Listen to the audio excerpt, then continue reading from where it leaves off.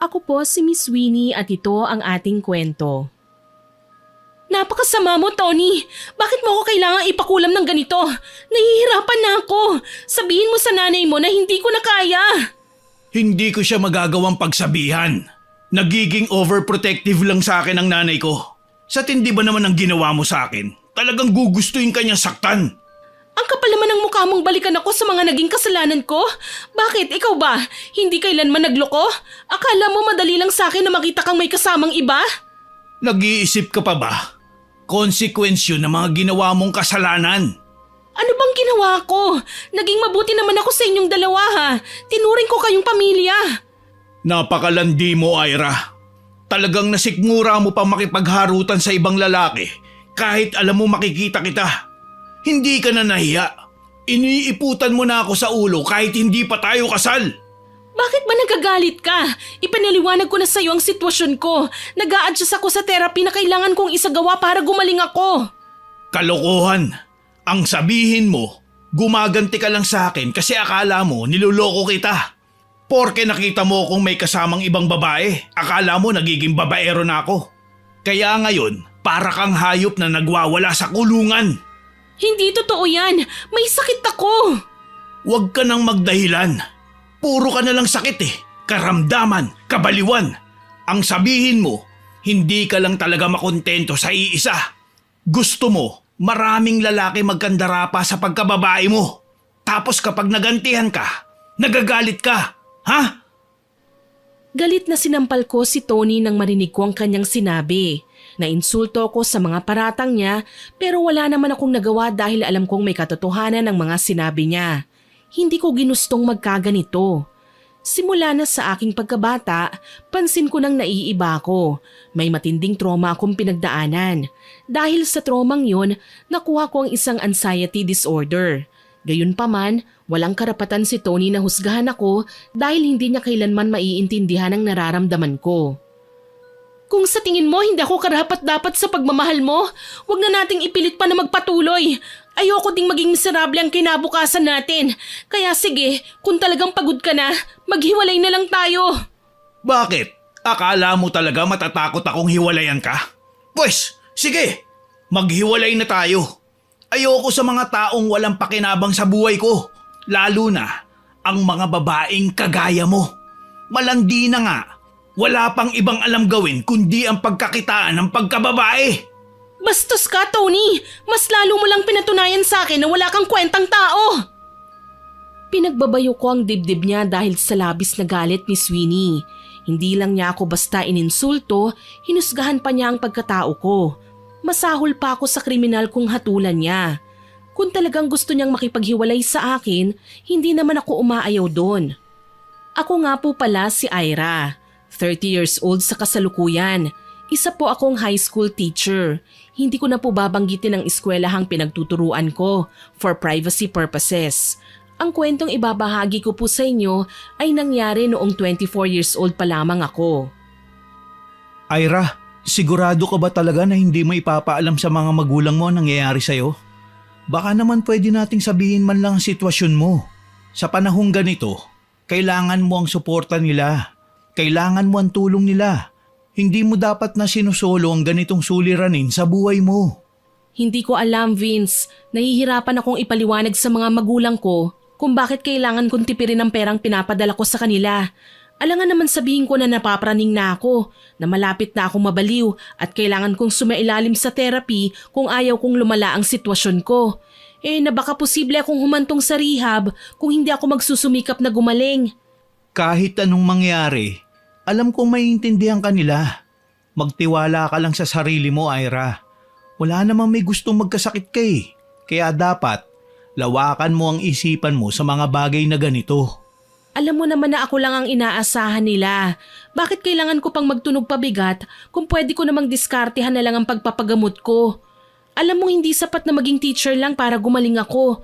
Kaya ito na lang ang naisip kong paraan para makatulong sa pamilya ko habang ginagamot ko ang sarili ko. Sa pamamagitan ng pagsa-sideline sa bar. Hindi ka bulag, Ira. Alam mo kung ano ang trabaho ng mga babaeng nasa loob ng bar. Alam mong nagbebenta sila ng laman. Basta mag-iingat na lang ako, Vince. Mas kailangan kong gawin ito kaysa sa tiisin ko na lang na magutom ang pamilya ko. At alam kong kailangan kong magpagamot dahil kapag namatay ako, wala na rin namang bubuhay sa pamilya ko. Malungkot kong sambit sa kanya kaya naman yuko ang ulo na hinawakan ni Vince ang aking kamay. Huwag kang mag-alala. Hindi kita huhusgahan. Lahat ng ginagawa kong tulong sa'yo, isipin mo na lang na suporta at pag-aalay ko yun. Dahil hindi ko rin kayang makitang nahihirapan ka. Maraming salamat, Vince. Huwag kang mag-alala.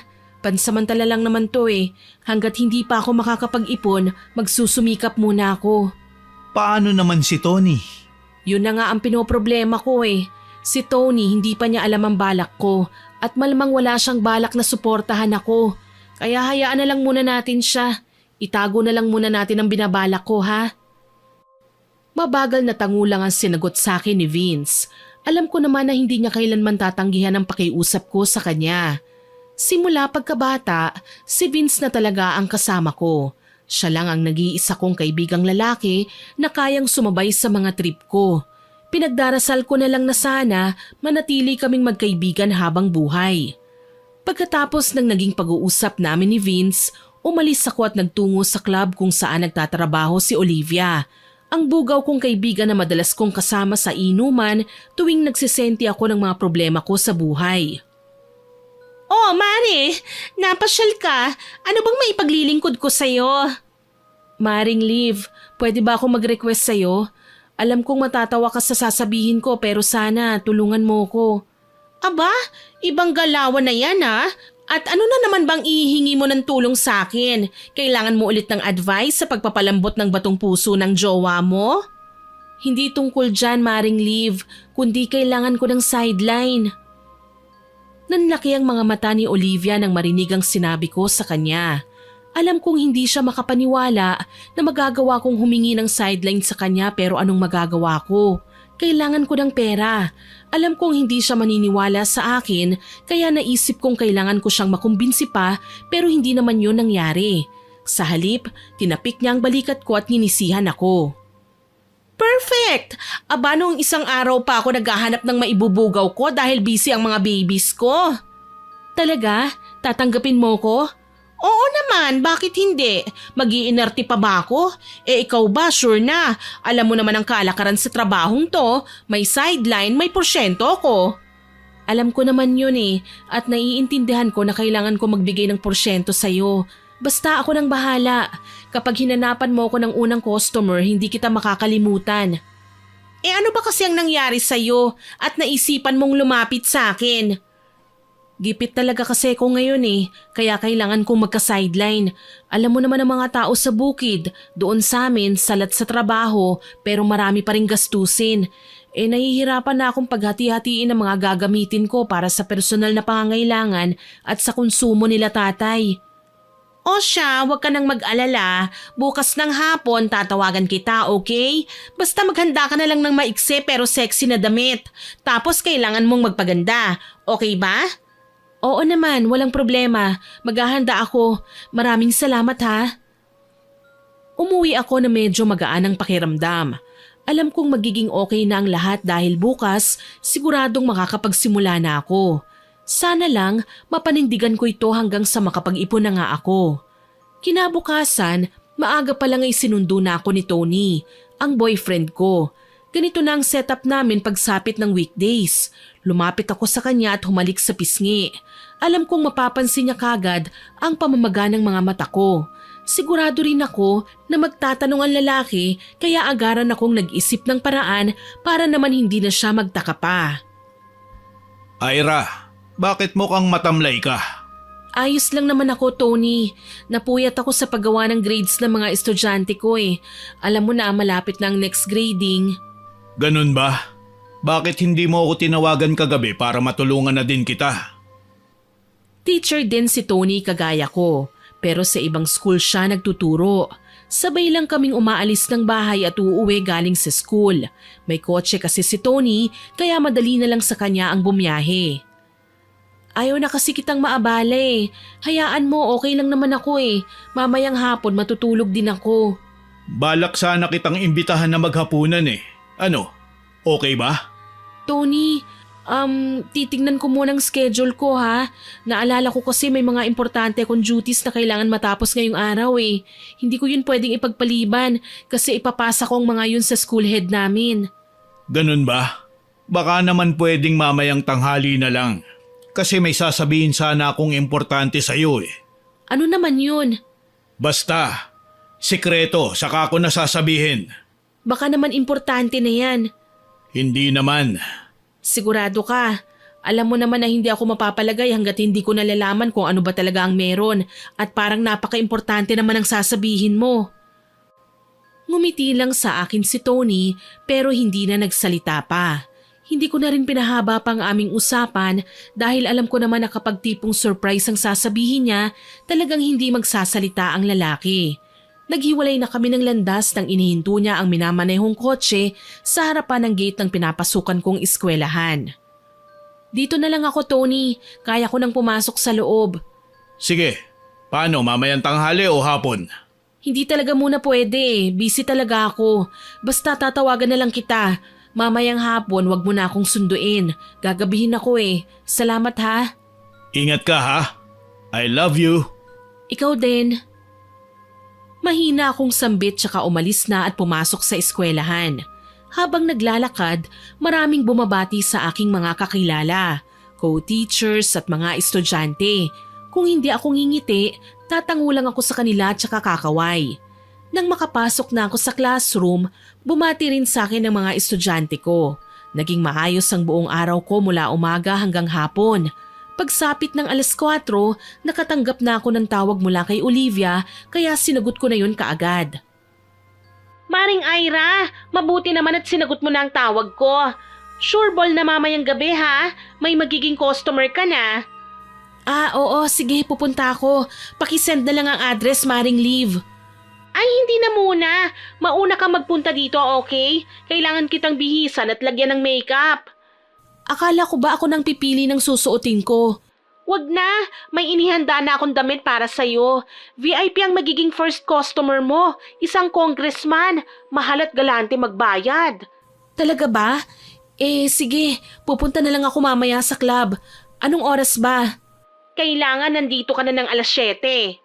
Sige, asahan mo darating ako. Maraming salamat ha. Sureness, basta bilisan mo lang ha. Ayoko maghintay at busy rin ako sa ibang mga alaga ko. Tangulang ang sinagot ko kay Olivia na animo nakikita ko siya sa harapan ko. Nagpaalam na ako at pinutol ang tawag. Nang mapagtanto ko ang pinag-usapan namin ni Olivia, nasapo ko ang dibdib ko. Alam kong mahirap pero kailangan kong tatagan ng loob ko. Unang pagkakataon na gagawin ko ang mga bagay na ito. Habang inaalala ang aking problema, nagsisimula na namang bumigat ang ulo ko. Hindi ko kailanman makakalimutan ang unang dagok na dumating sa buhay ko. Sabay kaming lumaki ni Vince sa probinsya. Grade school pa lang, magkasama na kami at magkakampi sa lahat ng bagay. Alam kong mahirap lang ang buhay namin sa baryo, pero hindi naman komplikado ang paraan ng pamumuhay ng mga tao. Ano ba ang pangarap mo, Ira? Ako? Gusto kong maging nurse. Gusto kong gamutin ang mga sakit ng bawat taong nangangailangan ng medikal na tulong na hindi kayang suportahan ng bawat pamilya. Lahat ng may sakit na walang pera, gusto kong gumaling. Ang taas naman ng pangarap mo. Parang ang hirap abutin eh. Pero tiwala ako na magagawa mo yan, Ira. Alam ko, magtatagumpay ka din. Maraming salamat ha. Palagi ko talagang pinagdarasal na makapagtapos ako ng pag-aaral. Naaawa na rin kasi ako kina tatay na iginagapang pang pag-aaral ko eh. Ikaw ba, anong pangarap mo? Gusto kong maging pulis. Gusto kong hulihin ang mga taong gumagawa ng masama. Ang mga taong ayaw sumunod sa batas. Nakakabilib ka naman. Paano kapag nakapag-asawa ako ng barumbado? Di huhulihin ko para magtanda. Kahit kailan maloko ka talaga. Pero sige, tatandaan ko yan ha. Promise mo yan ha. Kailan naman ako nagsabi na hindi ko pinanindigan? Sambit niya sa akin. Nasa paborito kaming tambayan noon sa may likuran ng bahay namin kung saan may puno ng mangga na sinadyang lagyan ni Vince ng upuan. Pero hindi lang yon basta bangkong kahoy na nakapwesto doon. Mistula yung munting treehouse na walang dingding. Maganda ang pagkakagawa ng upuan dahil may disenyo yung nakaukit sa bawat paligid. Ito ang paboritong gawain ni Vince, ang umukit. Masaya lang talaga kaming nagkukwentuhan noon nang marinig ko ang sigawan ng mga tao sa loob ng aming bahay. Nagtatakang napatingin ako kay Vince. Ano kaya yun? Halika, tignan natin. Magkasabay pa kaming bumaba ni Vince mula sa upuan at tumakbo papasok ng bahay. Nadatnan ko si nanay na umiiyak at yakap ang nakahandusay noon na si tatay. Ayon sa kanya, bigla raw sumikip ang dibdib ng tatay ko kaya naman nahimatay siya. Napilitan kaming dalhin sa ospital ang aking ama. Nang masuri siya ng mga doktor, napag-alaman naming may sakit siya sa puso. Pakiramdam ko, pinagsakluban ako ng langit at lupa ng mga sandaling yon. Alam ko rin na wala kaming matatakbuhan maliban sa konting ipon nila tatay para sa aking pag-aaral. Kaya naman kahit importante para sa akin ang maging nurse, mas inuna ko ang kaligtasan ng aking ama. Nakapag-aral din naman ako pero ayun nga, kailangan kong ibahin ang aking kurso, yung kursong hindi magastos. Salamat sa Panginoon at nakaraos kami. Naipagamot si tatay at nabilhan pa ng maintenance. Ako naman nakapagtapos ng kursong education. Natigil lang ako sa pag-alala ko sa nakaraan nang muling tumunog ang cellphone ko. Oo nga pala, si Olivia. Nagmadali na lang ako sa pag-alis sa school at pumara ng jeep. Iilang gamit lang naman ang inihanda ko tsaka nagtungo kay Olivia. Pagdating sa bar, nataranta ang bugaw kong kaibigan. Palakad-lakad na siya sa labas ng bar habang nanghahaba na ang leeg niyang panayang lingon sa akin. Maring Ira? Diyos ko naman, bakit ba ang tagal mo? Dapat naging mas maaga ka sa sinabi kong oras. Baka nakakalimutan mo, magbibihis ka pa. Kailangan mo pang mag-ayos. Higit sa lahat, babiyahe ka pa. Oo na, pasensya na. Nahirapan lang kasi akong pumili ng isusuot ko para dito eh. Alam mo naman na halos lahat ng mga damit ko pang manang, hindi ba? Kaya nga sabi ko sa'yo, puntahan mo na lang ako rito at ako nang bahalang mag-ayos sa'yo. Ay teka, mamaya na nga tayo magtalo. Kailangan mo nang magbihis. Kailangan mo na ring mag-makeup. Taga saan ba ang unang customer ko? Taga mamahaling subdivision, Mare. Kaya halika na. Sumunod na nga ako kay Olivia at nagtungo sa apartment kung nasaan ang mumurahing silid na inuupahan niya. Doon kami nagbihis at nagpaganda. Siniguro ni Olivia na kaakit-akit nga ang anyo ko nang lumabas ng apartment. Pinasakay ako ng taxi at tinuro ang address na binigay sa akin ng kaibigan ko. Pagdating doon, sinalubong ako ng mga maid at dinulutan ng maiinom. Pinaghintay ako hanggang sa pwede na akong pumasok sa loob ng kwarto ng congressman sa tulong naman ng kanyang mga bodyguards. Pinagbihis nila ulit ako ng isang tiger costume bago pinalapit sa aking customer. Diyos ko, sana po maging okay ang lahat na magawa kong mairaos ang pangyayaring ito para magkapera ako at may maitulong ako sa pamilya ko para na rin may gamot ako sa anxiety ko. Maliban sa anxiety, na-diagnose din akong may schizophrenia, lalo na't kapag nag-iisa ako, marami akong nakikita. Mga mukha ng mga taong patay na kung minsan mga lumalapit sila sa akin, nananakit at nakakasindak sa labis na takot. Sa katunayan, nakailang shots ako ng wine bago nilakasan ang loob na pumasok sa kwarto. Kahit papaano, nairaos ko naman ang unang gabi ko kasama si Congressman. Binigyan niya ako ng tumataginting na 50,000 bukod pa ron sa 20,000 para sa bugaw ko na naghihintay na sa labas ng kwarto namin pagkatapos ng mainit naming sandali. Maring Ira, kumusta? Pinauna talaga kita at sumunod lang ako rito. Okay ba? Sabi ko naman sa'yo mabait si Kong at galante, hindi ba? Oo, ayos lang naman. Huwag kang mag-alala, Maring Ira. Magiging okay din ang lahat.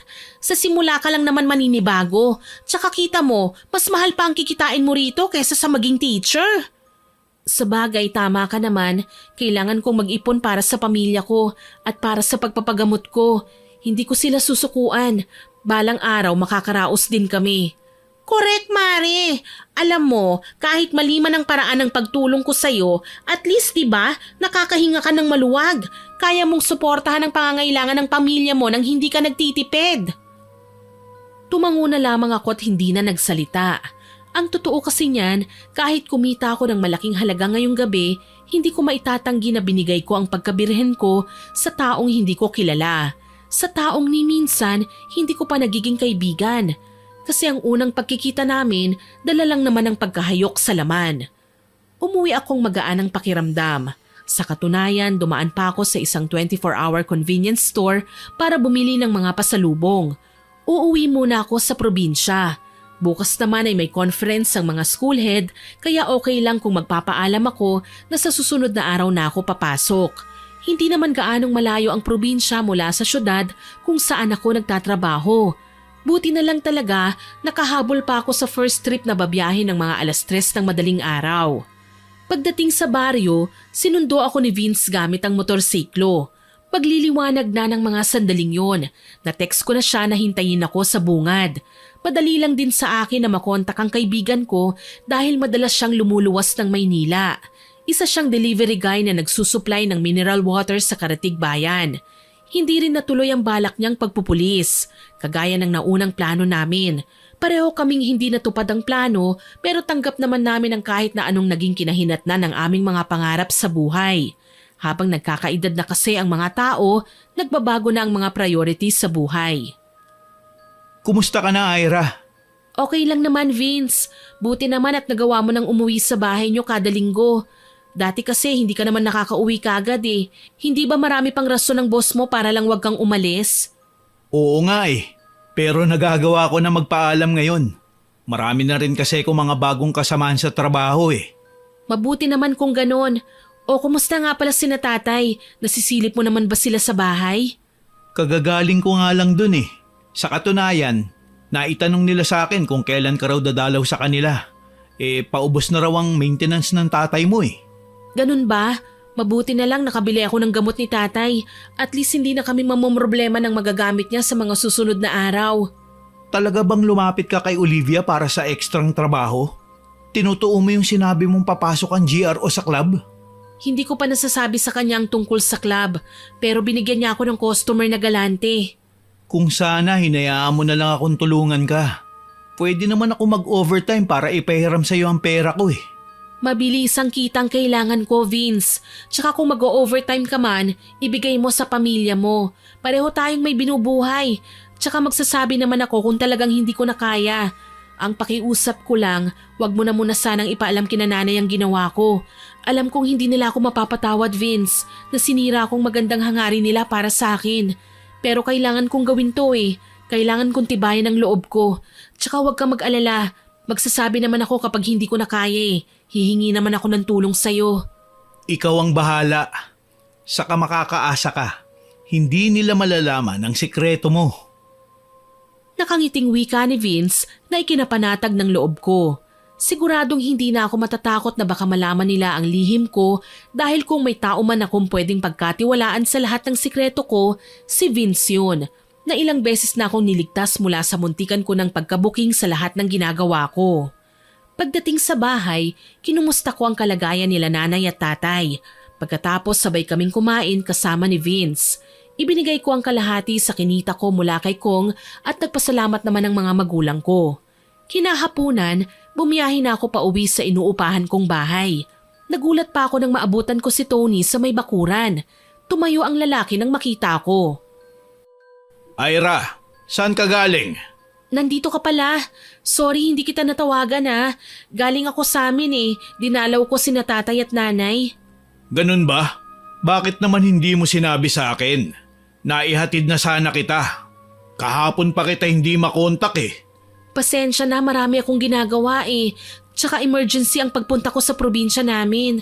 Wala na kasing pang maintenance ang tatay ko eh. Ira, boyfriend mo ko. Hindi mo dapat tinatago sa akin ang mga bagay tungkol sa pamilya mo. Hindi mo dapat kinahihiya ang sitwasyon nila. Pamilya ko na rin sila. Kaya hindi masama kung tutulungan ko sila. Pasensya na Tony. Nagmamadali lang kasi ako kahapon kaya hindi na ako nakapagpaalam. Naghanda pa naman si nanay ng dinner sa bahay. Medyo late na kung babiyahe tayo pero baka naman pwedeng puntahan na muna natin siya. Saglit lang naman tayo, please. Sige. Mahihintay mo ba ako? Magbibihis muna ako.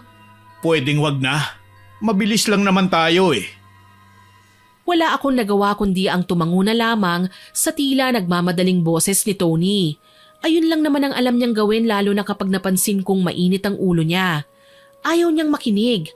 Pagod ako at hindi ko kayang makipagtalo kaya wala akong nagawa kundi ang sumunod na lamang sa kanya. Sumakay kami sa kotse at bumiyahe paalis. Hindi na ako nagsalita para matigil na rin ang kanyang pagsusuplado. Ilang sandali lang, dumating kami sa bahay nila Tony. Nadatnan namin ang nanay niya, si Aling Tinay. Abala ang ginang sa paghahanda ng pagkain sa mesa. Oh, nariyan na pala kayo. Dumiretso kayo sa komedor. Kakain na tayo. Magandang gabi po pala, Aling Tinay. Bakit ba ngayon lang kayo dumating? Ira, kanina pa pabalik-balik si Tony sa bahay mo ah. Pasensya na po, Aling Tinay. Umalis po kasi ako kanina eh. Hindi ko na rin po natawagan si Tony kasi wala pong signal sa bahay. Maling gawin ng isang babaeng umaalis nang hindi nagpapaalam sa kanyang nobyo. Ako noon, kung hindi nakakapagpadala ng sulat sa kasintahan ko, personal ko siyang kinakausap para magpaalam kung saan man ako pupunta. Hindi ako nakasagot sa sinabi ni Aling Tinay. Para bang gusto niyang sabihin sa akin na hindi makatarungan ang ginawa ko sa kanyang anak, na dapat niya akong kontrolin at manduhan sa bawat nasabihin niya. Hindi man lang ako dinipensahan ni Tony. Gusto kong magsalita at magdahilan, pero alam kong kapag magkasama ang mag-ina, hindi ako mananalo laban sa kanila. Kaya sa halip na sumagot kagaya ng nauna kong naisip, pilit na lang akong ngumiti at kumuha ng plato tsaka tahimik na naupo sa tabi ni Tony. Kumain na tayo, Ira. Nay, tama na po yan. Napagsabihan ko na siya. Mabuti naman. Aba, ayoko magkaroon ng manugang na matigas ang ulo. Nay. Tony, ano bang sinasabi ni Aling Tinay? Ira, sorry kung hindi ko nasabi sa'yo ang plano ko. Masyado ka kasing busy eh. Saka ito sana yung isosorpresa ko sa'yo noong huling magkita tayo. Na magpo-propose ka? Oo, ganun na nga. Ayos lang naman siguro sa'yo, no? Alam ko naman na papayag ka eh. Tony, ang hirap kasing umuo ngayon eh. May obligasyon pa ako sa pamilya ko. Kailangan ko pa silang tulungan. Magagawa mo naman yun kahit engaged na tayo. Marahas akong umiling. Hindi ako nakakain ng maayos dahil naging mataliman titig sa akin ang boyfriend ko. Maging si Aling Tinay, kahit paminsan-minsan na niya akong sinusulyapan, ay ginagawaran naman niya ako ng nanunukat na tingin. Ang gusto ko lang, tanggihan sa mga sandaling yon si Tony. Pero kailangan ko pang hintayin na makapagsulo kami. May ugali kasi si Aling Tinay na sumasabat kapag may naririnig na usapan.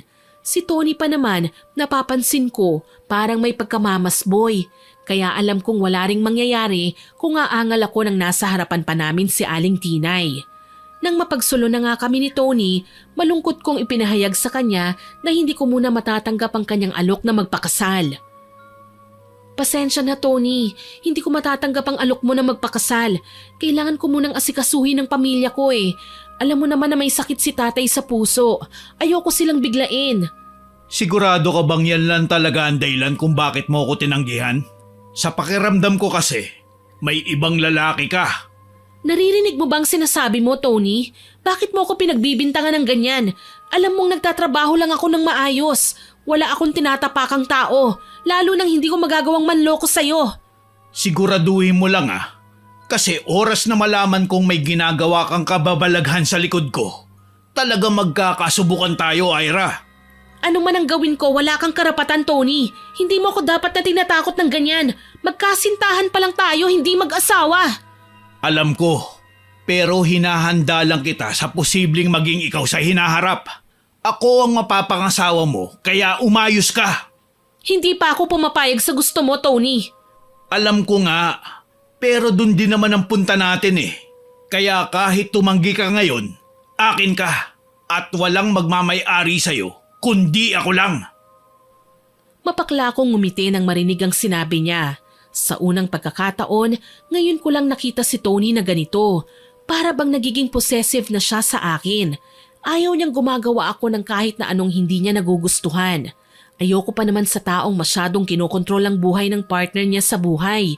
Sa loob nga ng 1 taon naming pagkakaroon ng relasyon, ngayon ko lang napansin ang bagay na ito sa kanya.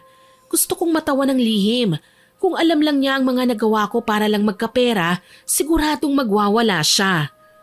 Umuwi ako sa aking tinutuluyan nang hindi na siya pinapapasok pa sa loob. Ayoko nang magtagal pa ang pag-uusap namin, Miss Winnie. Hindi ko kayang tagalan ng mga nakakairita niyang tanong tungkol sa kung sino ang lalaki ko kahit wala naman talaga. Kinaumagahan, naghahanda na ako sa pagpasok sa eskwelahan nang tumawag si Olivia. Dali-dali kong sinagot ang kanyang tawag. Maring Liv, ang aga mo naman yatang napatawag. Mari, natutuwa ako para sa'yo. May gusto na namang kumontrata sa'yo. Talaga? Sino? Si Lieutenant. Huwag ka batang Scout Ranger yung tinutukoy ko Malaki ba magbayad?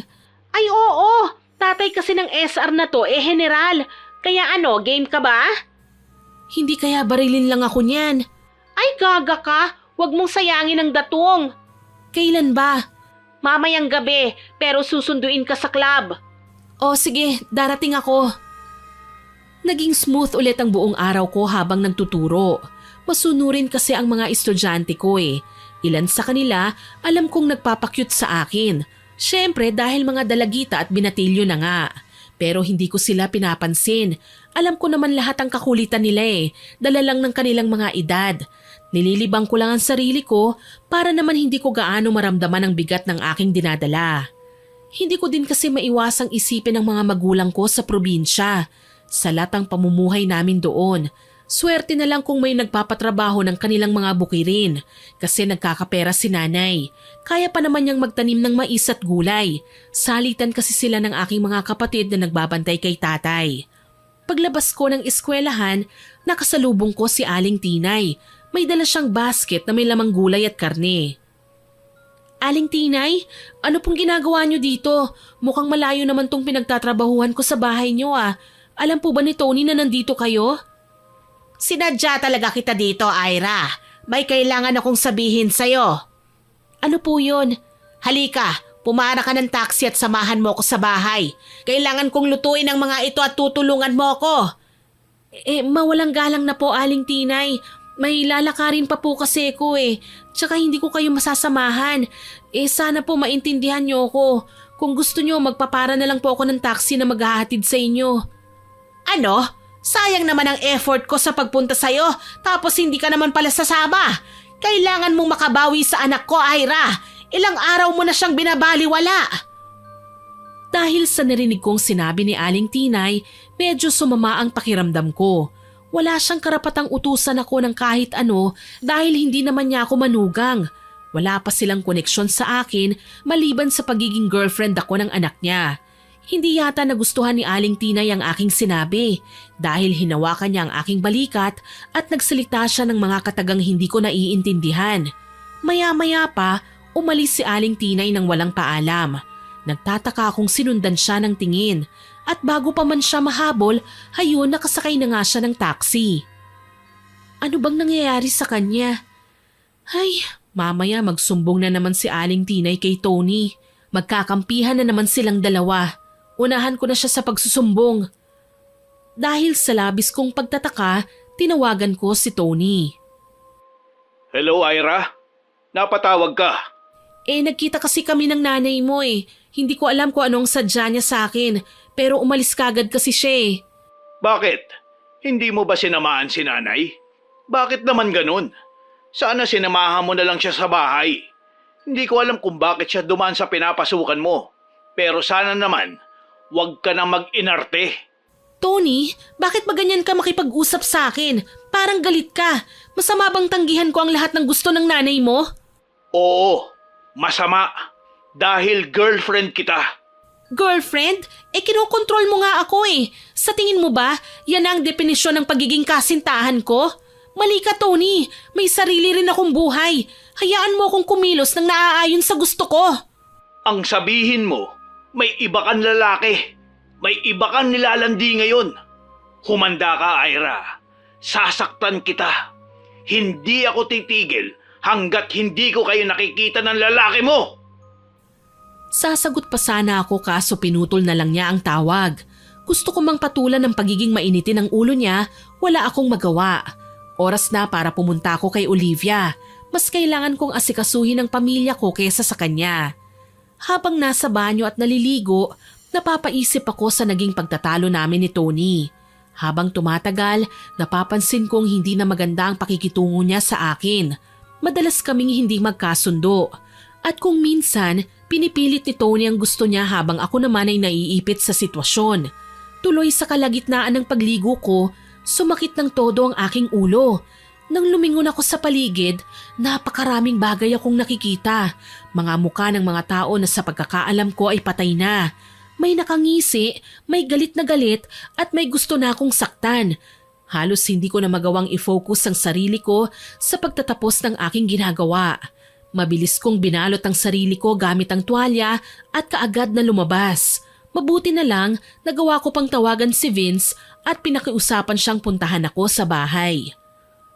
Vince, baka naman pwede mo akong puntahan dito sa bahay. Kailangan ko lang ng tulong. Maawa ka naman please. Kailangan ko ng tulong. Ano ba nangyari? Nandito na naman sila eh. Ginugulo na naman nila ako. Pakiusap, puntahan mo ako rito. Maawa ka naman sa akin. Huwag kang mag-alala. Babiyahe ako ngayon din. Basta mag-iingat ka ha. Huwag mong hahayaan na magtagumpay sila. Lumaban ka. Tutulungan kita. Tumango ako kahit alam kong hindi ko siya nakikita. Pinutol ko na rin ang tawag at dahan-dahang naghintay sa kanya sa sofa. Alam kong darating si Vince anumang oras ko siya gustong papuntahin dito. Ipinatong ko ang aking mga paa sa sofa. Tinakpan ko ang aking tenga kahit nakatitig sa akin ang kanilang mga mata. Para bang gusto nila akong saktan. Sinubukan kong sumigaw pero hindi ko magawa. Sa bandang huli, pinagbabato ko sila ng unan. Kaso lang hindi ko sila matamaan. Ilang sandali pa, dinalaw na ako ng antok. Sa aking panaginip, si Aling Tinay na naman ang nakikita ko. Isa raw siyang masamang halimaw na nagpapakain sa akin ng napakaraming insekto. Ira? Ira? Vince? Ira? Ano? Kumusta ka? Bungad niya sa akin nang dumating siya sa bahay ko. Sapo ko ang ulo ko at halos hindi makapagsalita. Naiiyak ako at sobrang bigat ng nararamdaman ko. Hindi ko na malayang pumapatak na naman ang luha ko. Niyakap ako ni Vince.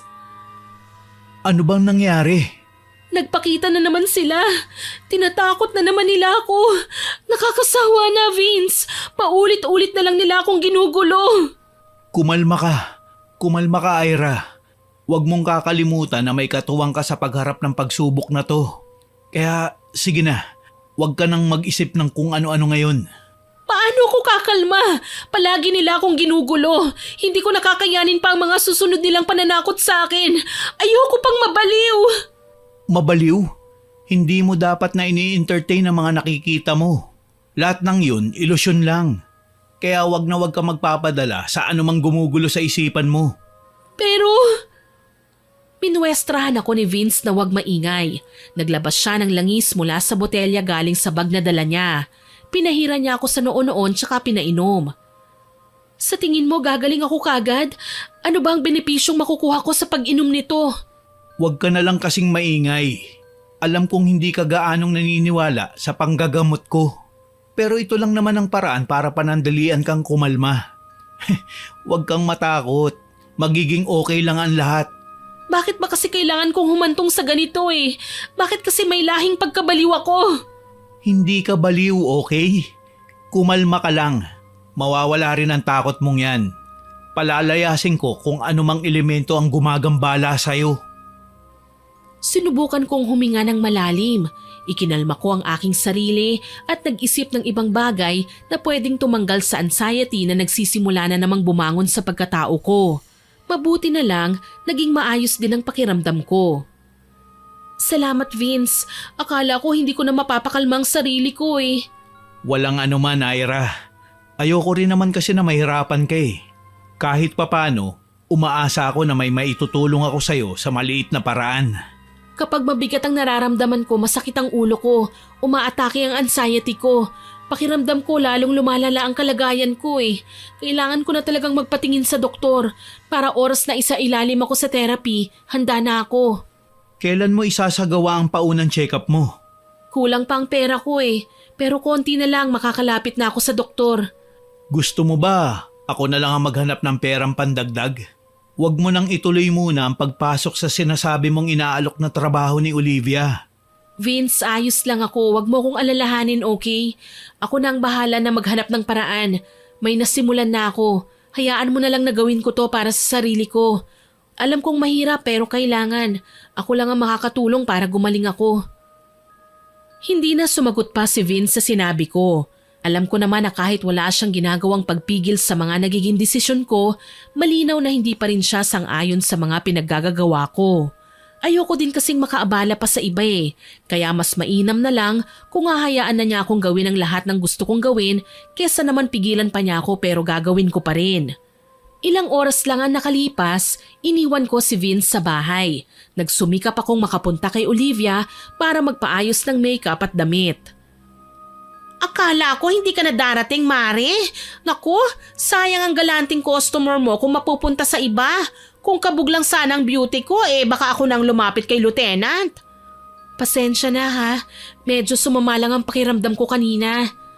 Ay nako, no worries, Mare. Bumawi ka na lang mamaya sa tip. Sige, walang problema. Aaliwin ko na lang muna si Lieutenant para naman malibang.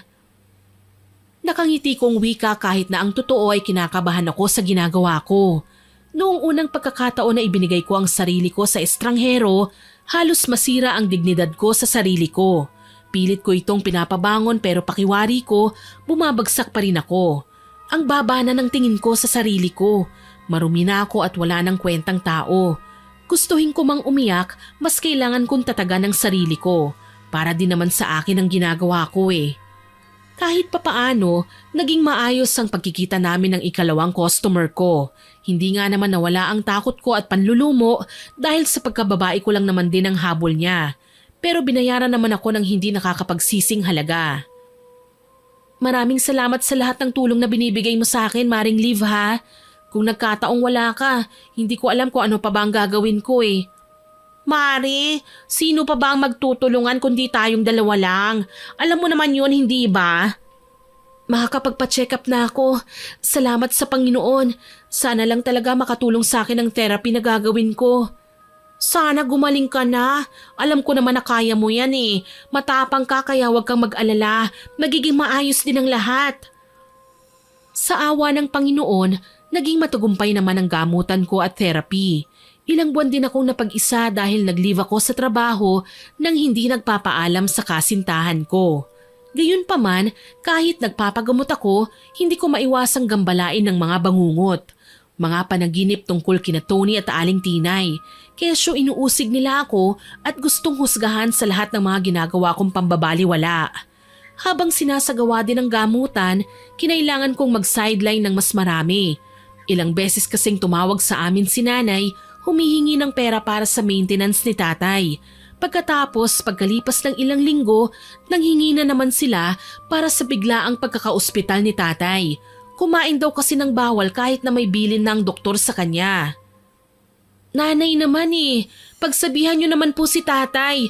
Bakit ba kasi nagmamatigas na naman siya at nagiging pasaway na? Maawa naman po kayo sa akin. Hirap na nga ako Kumakayod ako sa umaga bilang guro tapos kumakayod pa ako sa sideline sa gabi.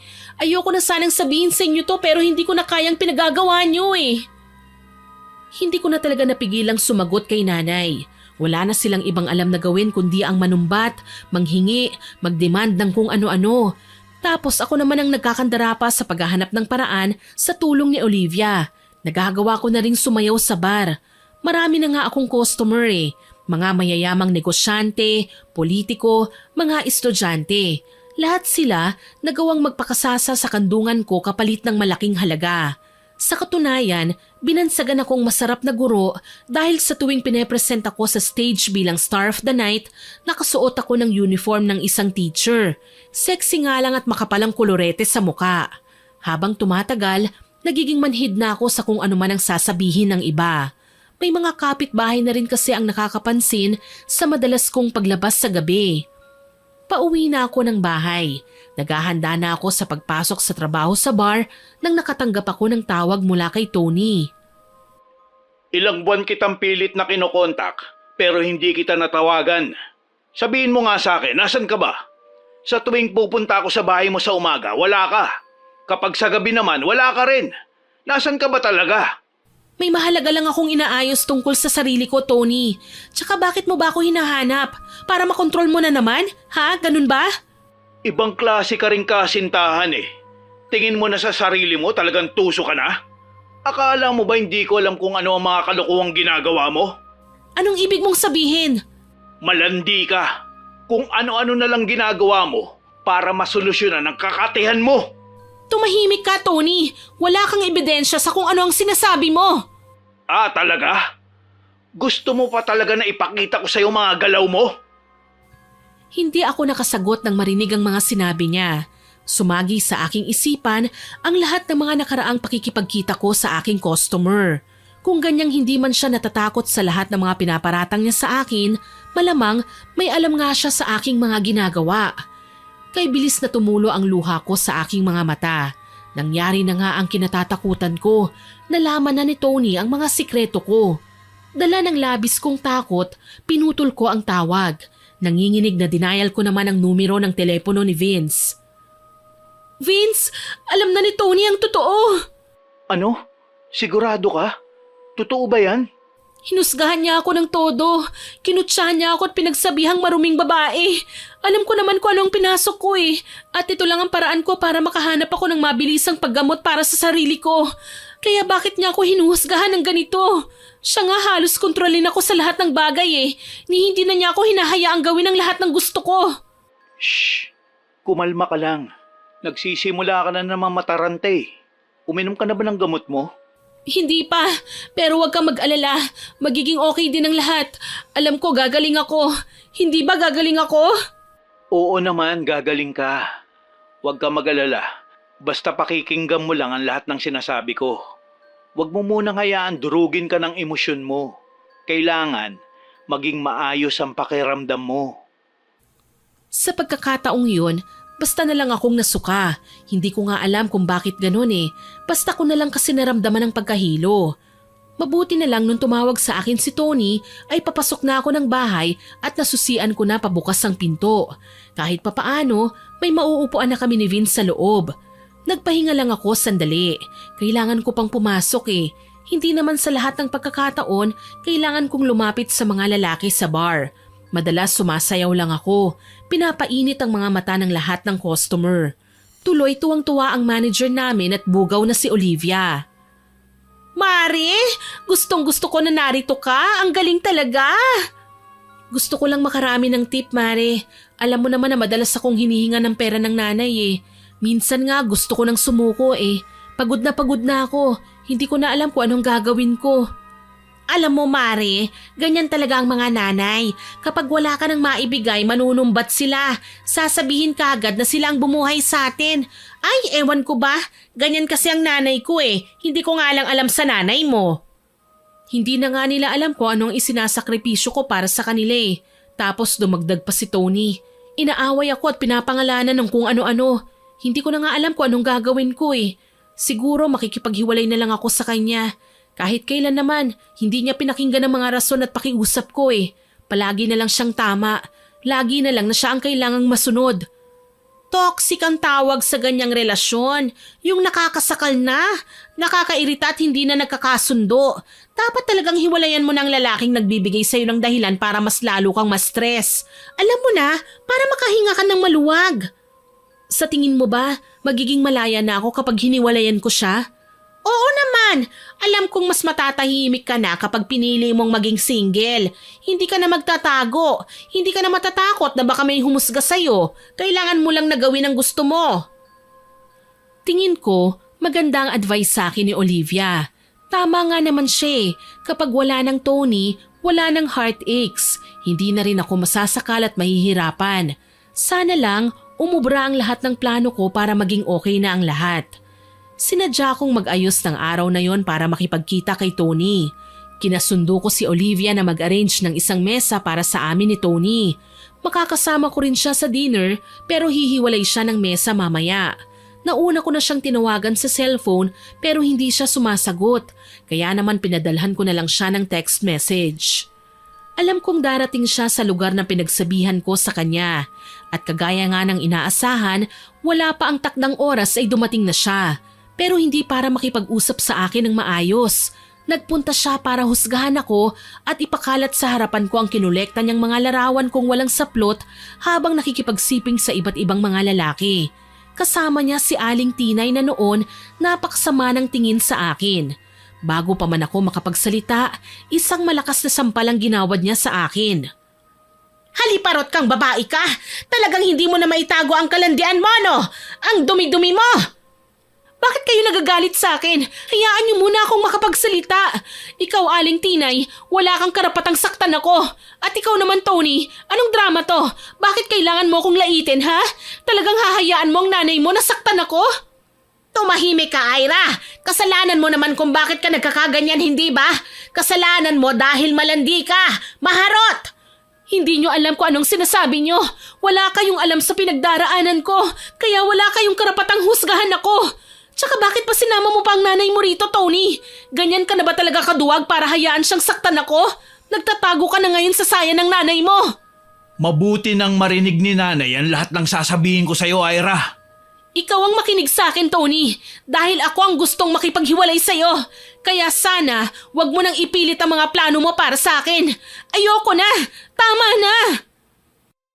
Sa halip na si Tony ang lumapit sa akin para makipagtalo, nagulat ako dahil si Aling Tinay ang umaatake sa akin. Gigil na sinabunutan niya ako na naging dahilan ng pagkakahila niya sa buhok ko. Nagulat ako sa bilis ng mga pangyayari, pero wala naman akong magawa kaya napilitan akong makipagsabunutan din sa kanya. Nababaliw ka ng matanda ka. Wala ka na talagang ibang alam na gawin kundi ang pumatol sa mas bata sa'yo. Akala mo siguro hindi kita lalabanan? Ha, nagkakamali ka. Talagang kakalbuhin din kita kapag hindi mo ako binitiwan. Kung ganon, magkalbuhan tayo ngayon. Mas malakas ako sa'yo. Ni hindi man lang nagtangka si Tony na awatin kami. Ilan sa mga paruot paritong mga tao ang napapatingin na dahil sa kaguluhang nakikita. Si Olivia, ilang beses nang napapatayo dahil sa labis na pag-aalala sa akin. Sa tuwing magtatangka siyang lumapit, ako na lang ang umiiling dahil ayoko na sanang madamay pa siya sa kahihiyan. Sa pagkakataong yun, hawak niya ang kanyang cellphone at tila ba may nais tawagan. Mare, mukhang hindi na tama ang pinaggagawa ng babaeng yan. Kay tanda-tanda na pero masahol pa ang ugali sa bagong panganak na sanggol. Hayaan mo na, Mare. Huwag ka nang makialam at makasaktan ka rin niya. Ah, aray! Ang dami mo pang satsat pero wala ka namang binatbat. Ha! Tigilan niyo na nga yan. Kayo nga ang pumunta rito pero iniiskandalo niyo ang kaibigan ko. Matinding eskandalo talaga ang kinasangkutan namin. Habang nakikipagsabunutan pa ang matandang huklubang nanay ni Tony, narinig ko siyang umusal na naman ng kung ano-anong salitang labag sa lingwaheng kabisado ko. Sa tingin ko, mga orasyon na kadalasang naririnig kong ginagamit ng mga mangkukulam na nakikita ko sa telebisyon. Si Olivia naman, hindi na kinayang pagtitimpi. Talagang sumama na sa gulo at nagtawag pa ng gwardya. Pasensya na, Mare, pero hindi ko na talaga kayang pagbigyan ng mag-inang yan. Anong ibig mong sabihin? Sumusobra na talaga sila. Hindi na kita kayang pagmasdan na pinagtutulungan ka ng mag-inang yan. Ikaw naman, Tony, parang hindi ka lalaki. Hinahayaan mo ang nanay mo na awayin ng nobya mo? Mga peste kayo! Talagang pagtutulungan niyo ako, ha? Sumigaw si Aling Tinay dahil mas matindi ang kapit ni Olivia sa buhok niya. Balak pa nga yata niyang kalbuhin ng ginang eh. Kaya naman napilitan akong bumitiw lalo na't kay sama na ng tingin ni Tony sa akin. Bakit ang sama ng tingin mo? Ano, ako naman ang susugurin mo? Dahil tapos na ang nanay mo sa akin, ikaw naman ngayon? Wala ka pala eh. Isa kang bakla, Tony. Nakakahiya ka. Masahol ka pa sa lahat ng duwag na nakilala ko. Hindi ako magkakaganito kung hindi dahil sa'yo. At ako pa talaga ang may kasalanan? Ako pa talaga ang sisisihin mo? Napakahayop mo, Tony. Wala kang kwenta. Dapat lang talaga na hiwalayan na kita. Isang malakas na sampal ang ginawad ko sa lalaki. Kitang-kita ko ang matinding galit sa mukha ni Aling Tinay nang makita niyang sinampal ko ang anak niya. Aktong susugod na sana siya sa akin, kaso lang muli na naman siyang hinablot ni Olivia na noon ay magulo na ang buhok at halos hindi na maipinta ang muka. Halika rito, gurang ka! Tayong dalawang magtutuos! Aba, talagang gusto mo rin akong saktan, ha? Gusto mong totohanin ko ang pananakit sa'yo? Kahit magpatayan pa tayong dalawa, hindi kita titigilan. Muling nagsabunutan ng dalawa kaya natuon ang pansin ko kay Tony. Alam kong hindi na siya makikinig pa sa mga paliwanag ko. Malamang bulag na siya sa anumang mga pakiusap ko. Wala akong magagawa. Blanko na nga ang mukha niya ngayon eh. Kasalanan mo to. Hindi lang ako makapaniwala na magagawa ko pang mahalin ang manlulokong kagaya mo. Hindi ako manluloko, pero ang totoo nagipit lang ako. Wala na akong matinong malalapitan, kaya kailangan kong humanap ng paraan para magkapera. Madali lang para sa'yo ang husgahan ako dahil ikaw, may nanay kang nakahanda kang ituring na prinsipe. Hindi mo man lang iniisip na ako nahihirapan din sa nagiging sitwasyon ko. At ako pa ang sinisisi mo? Tumigil ka, Tony! Sumusobra ka na! Talagang nakatatak na sa isipan mo na masama ang ginawa ng nobya mo? Pero hindi mo man lang maisip na may sakit si Ira. May sinusuportahan pang mga magulang sa probinsya kaya siya naghahanap buhay kahit pa sa ganitong paraan. Magkampihan na kayo. Wala akong pakialam. Sa tingin mo ba, makikinig pa ako sa mga paliwanag mo? Isa kang babaeng mababa ang lipad. Kaya bakit ako maniniwala sa lahat ng sasabihin mo? Ang sabihin mo lang, sadyang gusto mo ng maraming lalaki. Pero huwag kang mag-alala. Ako ang tipo ng lalaki na hindi aalis hanggat hindi nakakaganti. Sasaktan na sana ako ni Tony, kaso lang may kamaong sumangga sa mabibigat niyang kamay na balak pa yatang ipatama sa akin. Nagulat ako pero hindi kagad nakapagsalita. Sa halip, nilingon ko ang lalaking nagligtas sa akin, si Vince. Wala kang karapatan saktan ng kaibigan ko. Aba, at may nagpakita na nga na isa sa mga lalaki mo, Ira. Ano? Ilang beses nyo talagang ginawa yun, ha? Ang kapal ng mukha mo! Bastos! Akala mo lang bastos ako. Pero kayo ang tunay na mahahalay. May sakit ang kaibigan ko, kaya wag mo siyang huhusgahan. Napalingon ako sa paligid. Si Vince at Tony na nga ang nagsusuntukan. Wala man lang nagtangkang umawat sa kanila. Ganon din si Aling Tinay at Olivia. Nagkakapunitan na sila ng damit dahil sa labis na galit. Huli na nang dumating ang mga gwardya. Nakikiawat din naman sila dahil syempre trabaho nila yon. Samantalang ako, hindi na mapalagay. Balisa at nanginginig na sa takot. Nagsisimula ko nang makita ang mga mukha na tila nang uusig sa akin. Mga mukha ng bawat taong may kani-kanilang emosyon. Galit, hinagpis, takot. Lahat sila lumulutang na papalapit sa akin. Lahat sila gusto kong saktan. Kaya naman wala na akong balak pang patagalin ang paghihirap ko.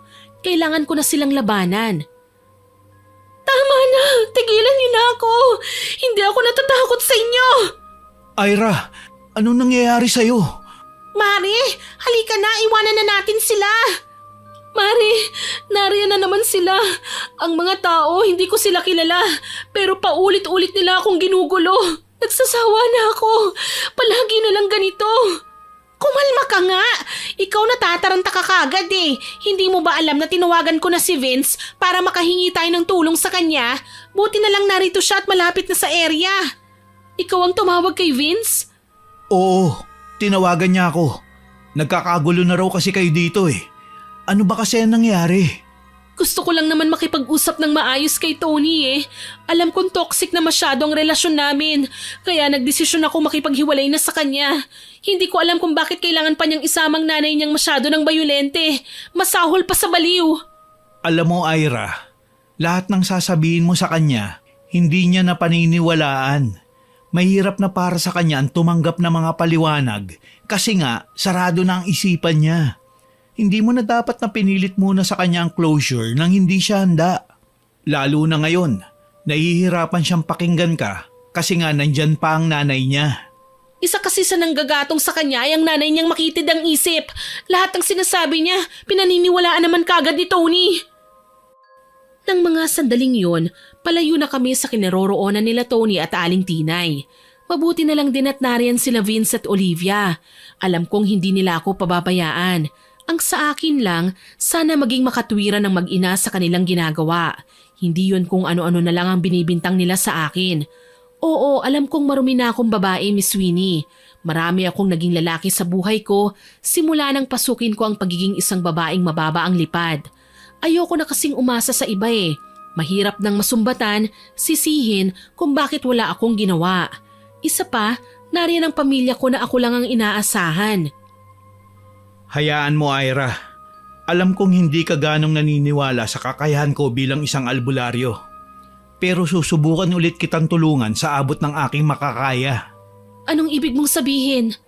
Hindi ba sabi mo na kapag therapy ka na at may minemaintain ka mga gamot para wag nang bumalik ang iyong anxiety?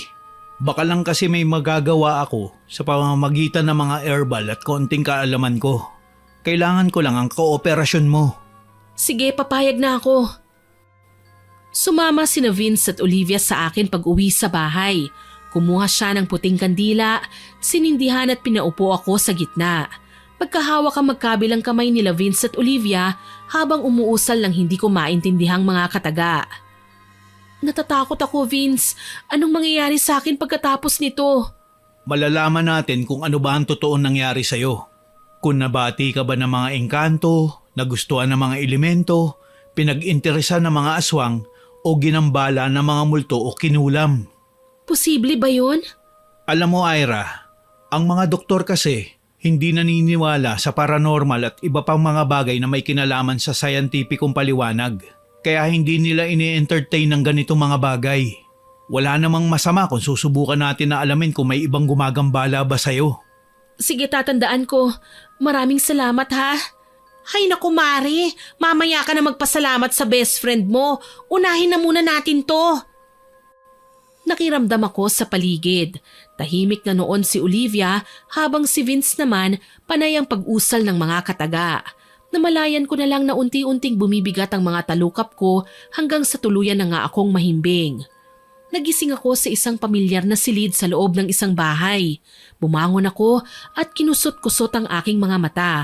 Napagtanto kong nasa loob ako ng kwarto ni Tony. Ano naman ang ginagawa ko rito?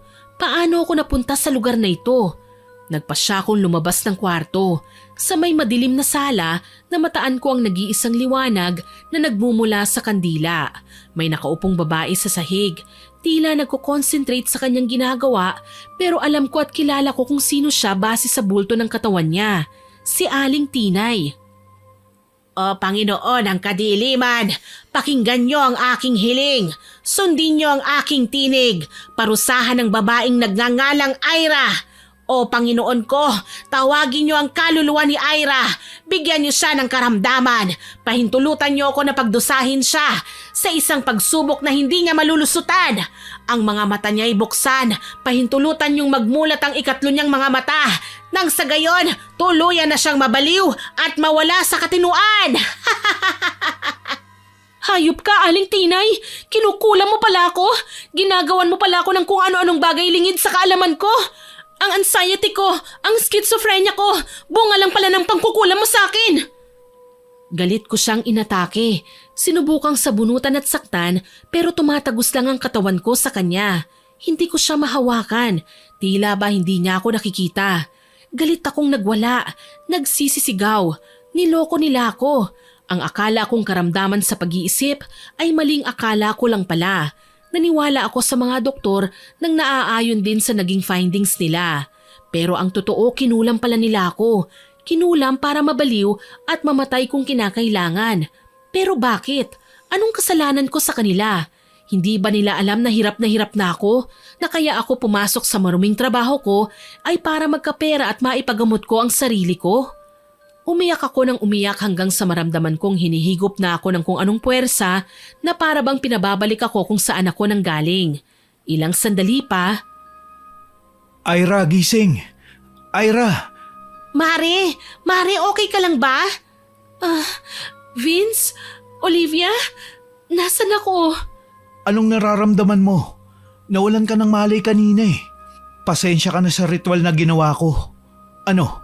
Kumusta ka na? May nakita ka ba? Vince, tama ka. Hindi nga lahat ng karamdamang iniinda ko may scientificong paliwanag. Natatakot ako, Vince. Kinukulam pala ako ni Aling Tinay. Sinasabi ko na nga ba eh. Talagang may kademonyohang tinatago sa katawan ng matandang yon. Talagang sinusubok niyang kamalditahan ko ah. Ang sarap niyang sabunutan. Teka lang, kumalma kayo. Hindi kayo dapat nagpapaapekto sa kanya. Mas matutuwa ang Panginoong sinasambit niya kapag nagpakita kayo ng negatibong emosyon. Kaya dapat kumalma kayo. Kailangan natin ng paraan para masugpo ang kasama ng hayop na mag-inang yan.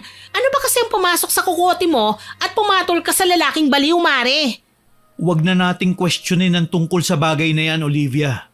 Ang gagawin na lang natin ngayon, maghanap ng mga bagay na may koneksyon kina Tony at Ira na pwede natin tanggalan ng kapangyarihan para mawala na ang tulay na gumagambala sa kaibigan natin. Tama si Vince, Mare. May naiisip ka bang mga gamit na binigay sa'yo ni Tony na sa tingin mo may sentimental value? Inalala ko ang mga panahong okay pa kami ni Tony. Ilang beses niya akong niregaluhan noon. Alahas, pagkain, pabango. Pero ang pinaka-pinahahalagahan ko ay ang kwintas na may ukit ng pangalan naming dalawa. Suot ko ito ngayon kaya naman kinakabahang tinanggal ko yun. Ito ang niregalo niya sa akin na ayaw niyang ipatanggal sa leeg ko. Pwes, wag mo siyang susunduin. Kailangan mapatanggalan natin yan ng kapangyarihan. Ang mga mangkukulam kasi, nilalang din ng dilim, Ira.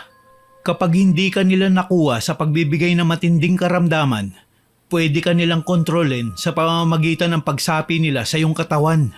Anong gagawin natin ngayon? Lalapit tayo sa mga pare. Ritual ang ginamit nila para magkasakit ka, Ira. Kaya banal na ritual lang ang pwedeng makapagpagaling sa'yo. Kailangan mo lang tatagan ang loob mo. Sige, hindi ako tatanggi dyan. Bakit sa pare, Vince? Wala ka bang powers kagaya ng mga mangkukulam? Hindi ba't ang kalaban ng mga kagaya nila ay albularyo? Ang mga mangkukulam, ang tinatawag nating Black Witch, Olivia. Masama sila, bayolente, puno ng galit sa puso. Mapanumpa, samantalang ang mga albularyong kagaya ko, tinatawag naman na mga White Witch. Gumagamit din kami ng mahika, pero alam naman natin na walang kahit na anong kakayahan ng tao ang kayan dumaig sa pananampalataya natin sa Panginoon, ang may kapal na lumikha sa ating lahat. Ibibigay ko ang buo kong tiwala sa lahat ng sinabi mo, Vince. Gusto ko nang manumbalik sa normal. Tama nang maging ganito ako. Ayoko na. Pagod na rin kasi ko eh. Huwag kang mag-alala, Mare. Hindi ka naman namin pababayaan eh. Kami ang bahala sa'yo. Hindi ako papayag na may manakit pa sa'yong iba. Bago pa man sila makalapit sa'yo, hala, ako munang sasabunot sa kanila, no? Lalo na kay Aling Tinay na masyadong bayolente. Aba, akala ba niya hindi ko siya lalabanan? Nagkakamali siya, no? Maraming salamat sa inyo, ha? Maraming salamat dahil inintindi niyo ang lahat ng problema ko. Tinulungan niyo ako. Para saan pa at naging magkaibigan tayo, Mare? Ay nako, tama ng dramang yan ha. Kailangan na nating kumilos, now na. Nang araw na yon, umalis kaming tatlo at nagtungo sa pare. Nakipag-usap kami kay Father at sinurrender ang lahat ng bagay na binigay sa akin ni Tony. Pinagkumpisal niya ako. Sinabi ko ang lahat ng kasalanang nagawa ko at muli akong pinagrosaryo. Umusal ng mga dasal si Father at inihulog sa malaking latang may apoy ang mga bagay na dati ay nagpapatunay ng aming pagmamahalan ni Tony. Habang umuusal ng dasal, naramdaman ko ang pag-ihip ng malamig na simoy ng hangin. Ewan ko ba, noon lang ako nakaramdam ng matinding takot. Parang may parte sa katawan ko ang tila ba tinatanggalan ng lakas kasabay ang panginginig ng tuhod ko. Maring Ira, okay ka lang ba? Gusto mo bang maupo na muna? Ayos lang ako, Mare. Huwag mo akong alalahanin. Kaya ko pa naman eh. Tatagan mo lang ang paniniwala mo sa Panginoon, Ira. Alam ko magiging maayos rin ang lahat. Magtiwala lang tayo. Malaki ang posibilidad na mawala na ang lahat ng nararamdaman mo. Oras na matapos si Father sa pagdarasal. Siya kasi ang nagsisilbing instrumento natin para tulungan tayo ng Panginoon. Alam ko, Vince, at nananalig ako sa kanya. Pinilit kong tapusin ang dasal at nagrosaryo pa kami ulit. Ilang sandali pa, naging magaan na ang aking nararamdaman. Niyakap ako ni Olivia. Parang nagiging maayos na ang aking pakiramdam. Gumagaan na ang dibdib ko. Ewan ko ba, pakiwari ko, may tinik na natanggal sa damdamin ko dahil sa pagdarasal na ginawa natin. Yung anxiety mo, umaatake pa ba? Sa ngayon, wala akong nararamdaman pang takot. Naglaho na ang lahat ng yon. Pakiramdam ko magaling na ako. Mabuti naman kung ganun. Salamat sa Panginoon. Naglaho na ang sumpa na ibinigay nila sa'yo. Naiiyak na niyakap ko si Vince at Olivia. Bumulong naman si Vince sa akin na masaya siya para sa akin. Ang kailangan naman natin gawin ngayon, dalawin sina Tony at Aling Tinay. Dapat nating malaman kung ano na ang sitwasyon nila ngayon. Bakit kailangan pa natin silang dalawin, Vince? Kasi nga, sila ang kumulam sa'yo. Oras na masira ang mga bagay na nilagyan nila ng orasyon, susumbalik sa gumawa ang sumpa. Ibig sabihin, babalik kina Aling Tinay at Tony ang karamdaman na ipinakalat niya sa katawan mo. Napagtanto ko ang sinabi ni Vince. Wala naman akong magagawa kundi ang sumunod sa sasabihin niya dahil may nakikita din kasi akong resulta. Kailangan lang lakasan ko ang loob, tiisin ang sakit na ginawad nila Aling Tinay at Tony. Nang mga sumunod na araw, umalis kaming tatlo at nagpunta sa bahay nila Tony. Sa bakuran pa lang, ramdam na namin ang pagkakaiba at pagbabago ng paligid. Tahimik at malamig, ni hindi kami makalapit nang hindi sumisilip sa bawat sulok ng bakuran. Mari, hindi nakalakang pinto oh. Talaga ba? Oo, tignan mo oh. Ang mabuti pa, pumasok na lang muna tayo. Kailangan ko lang makita kung nasa loob sila. Teka, ako na lang ang sisilip. Nilapitan nga ni Vince ang dingding at sumilip-silip sa paligid. Maging sa mga kwarto at kusina, sinubukan niyang tignan kung nasa loob ba ang mag-ina. Maya-maya pa, narinig kong may umuungol sa loob.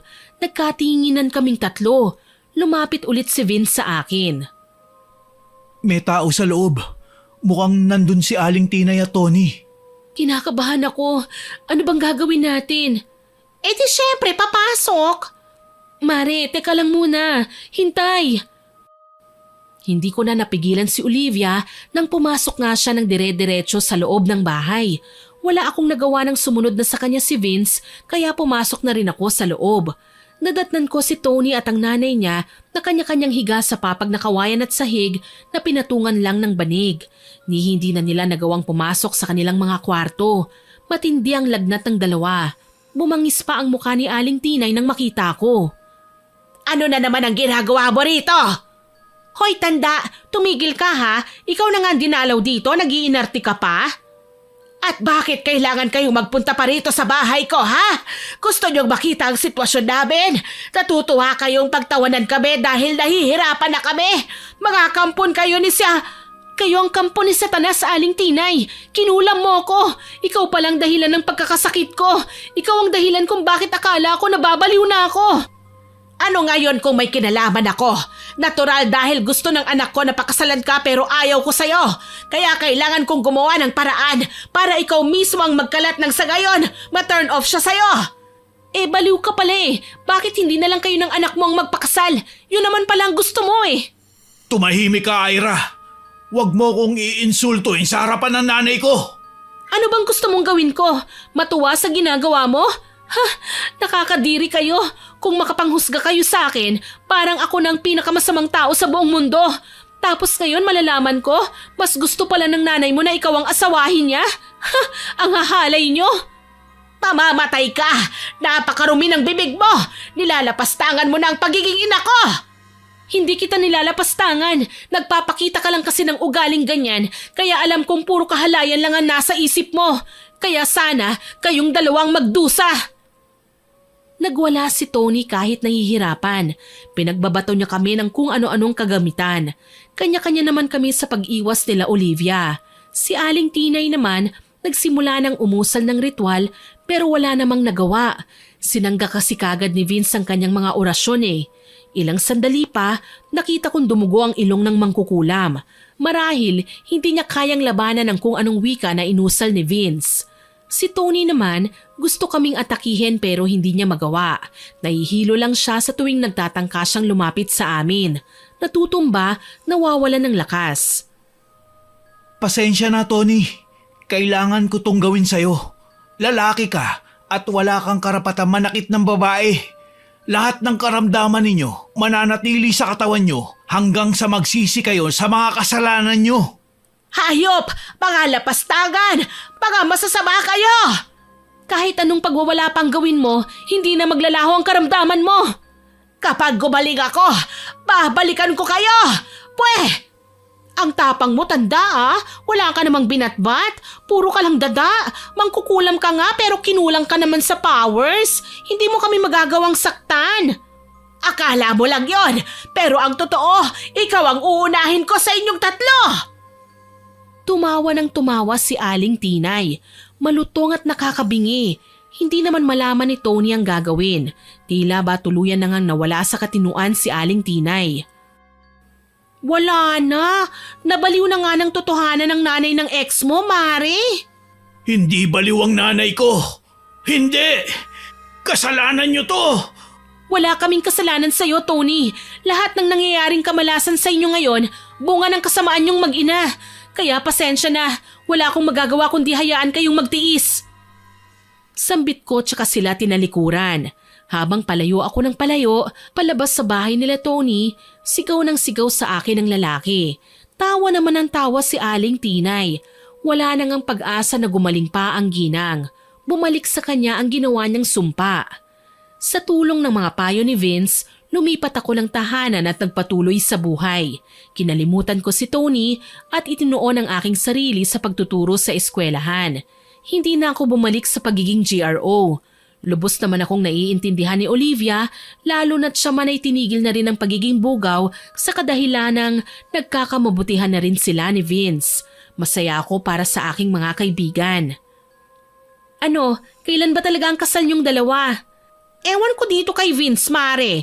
Ang daming priorities sa buhay. Pero okay lang naman sa akin kahit mag-live-in na lang muna kami. Tutal may ipon na naman kami para sa kasal eh. Dapat ninang ka ng magiging Jonakis namin, ha? Oo naman, malugod ko kayong sasamahan sa simbahan. Maraming salamat, Ira. Muli, niyakap ko silang dalawang matalik kong kaibigan. Simula nang umalis ako sa dati kong tahanan, naging maayos na ang buhay ko. Natutulungan ko na ang aking mga magulang at naging masaya na ako dahil tuluyan na ngang gumaling. Wala na akong balita kina Aling Tinay at Tony. Gayunpaman, mas mabuti na ang ganito para makamit ko na ang tunay na kapayapaan. Hanggang dito na lamang po. More power po sa inyong channel at God bless. Sana po ay nagustuhan niyo ang aking ibinahaging kwento. Pero bago ko po tapusin ito, hindi ito makukumpleto nang walang shoutout sa masusugid nating listeners.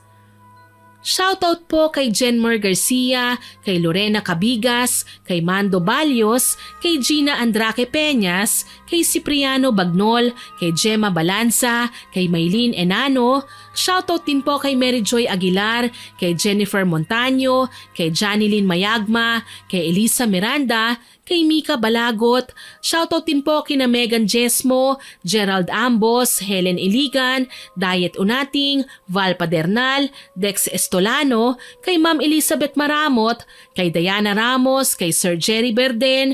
Hello din po kay Ma'am Lisa Takada, kay Mike James Tapak, kay Rechi Elmido, kay Angelica Realino, kay Vanes De Tanco, kay Koy Cabrera, kay J. Mark, kay Charmaine Ebo na nag-comment sa manggagancho na mag-shota upload.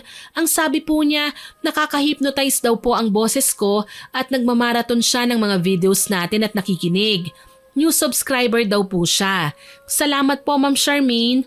Shoutout din po kay Cherry May Libiran at sa tropang Tamulmol, kay Maribeth Peldonan, kay Rosemary Casonete, kay J. Rio Mahilom, kay Daylin Emperado at sa Emperado family, kay Lorna Bondok, kay Aiza Mendoza, kay Febe Ranyada, kay Veronica Austria. Shoutout din po kay Chef M at sa mga kasamahan niya sa trabaho na sina Ate Auring, Minda, Faye, Leslie, Kuya Dennis at kay Jay ng Amira Boxes Handicrafts. Hello din po kay Myra Angkilo, kay Mary Ann Valderamos, kay Manilyn Basco Bandillon, kay Emma Domato, kay Ernesto Esparza, kay Desiree Raganit from California, kay Daphne Angela Alejandro, kay Rachel Ann Atinado, kay Maria Cristina from Kuwait, kay Jenny Ann Elisterio, shoutout din po kay Jocelyn Balangkit, kay Noemi Panganiban at sa Kambals Garments sa Nueva Ecija, kay Cesang Primo, kay Christine Serrado, kay Juvilin Camacho, kay Rosalinda Elmido, kay The Third Team at kay Blessing Beauty. Salamat po sa inyong lahat na nag-comment at nakinig. Abangan nyo pa po sana ang mga susunod kong upload ha, at huwag nyo rin pong kalilimutang mag-subscribe, like, share and comment sa mga kwento natin. Para po mabilis nyong makita kung may bagong upload tayo, pindutin nyo lang po ang notification bell para lagi po kayong updated. Ang goal po natin ay maka 100k subscribers ha, tulungan nyo po sana ako. Aasahan ko pa rin po ang inyong suporta. Muli, ako po si Miss Winnie na nagpapasalamat sa inyong pakikinig.